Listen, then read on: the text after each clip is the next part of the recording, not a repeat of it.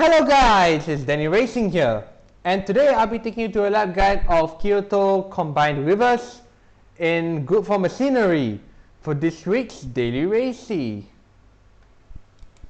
So over here we are starting the lap, so go wide at the last corner and try and get on the power as early as you can so that you can get a very fast exit and carry a lot of speed heading down into turn 1. So you want to start the lap at 215 kilometers an hour past the start finish line. So at turn 1, brake in between the 50 meter board and 100 meter board.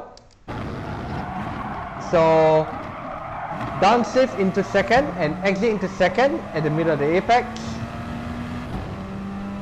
So now we are heading into turn 2. So turn 2, braking dead on at the 50 meter board. Just brake for a short moment and keep two left wheels on the curb, or else you'll be risking a 1 second penalty at this specific corner. And exit as early as you can. And be very gentle with the steering inputs of this car as it's very light and it's an MR. So for the next corner, after the sector 1 split, brake when the left curb starts. Do not brake later or else you'll be risking missing the apex. So be very gentle with the downshifts. Downshift to second in the middle of the apex and exit as early as you can. Do not run too wide on that exit. You can run wide on the curb. That's okay. So braking for this very tricky corner, you want to brake dead on the apex over here, just as the apex sharpens. So there are multiple lines you can take here. I'm still on the brakes here because this car is very good on the brakes. I'm taking a wider line. So I downshift to second, just dead on at the middle of the apex to help the Alfa rotate without risking too much understeer or too much oversteer. You got to be very precise with this car.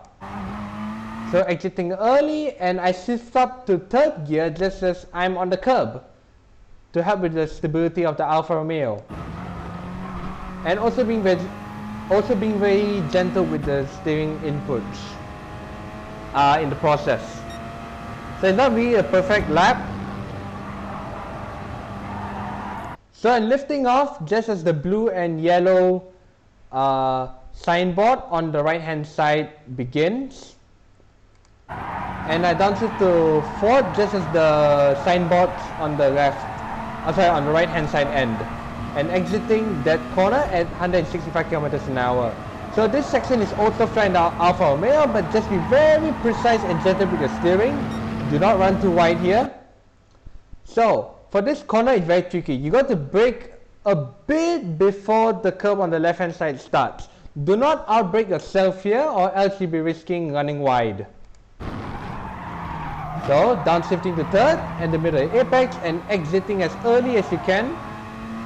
So just as braking at this happen, you want to be braking just as the curb on the left hand side ends. Be very careful. Downshift to second just as the tarmac next to the curb changes to blue color. So exiting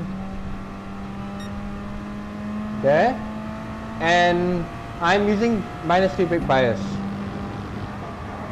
So I downshift and lift off just as the understeer board on the left hand side gets closest to you. So exiting on full throttle just as the grandstands appear. And now for the final sector, the SS part is pretty much flat out. Just be very gentle with the steering, as you can see. Do not risk understeer or oversteer here. Just be very gentle.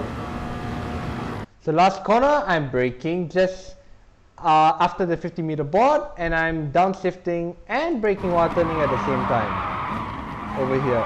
Just be very gentle with the steering to limit the risk of any understeer if you're on steering lock.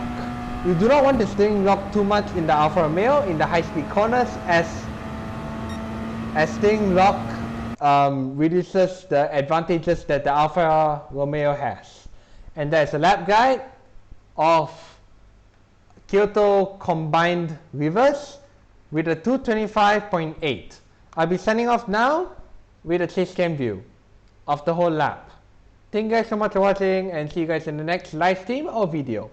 Bye bye.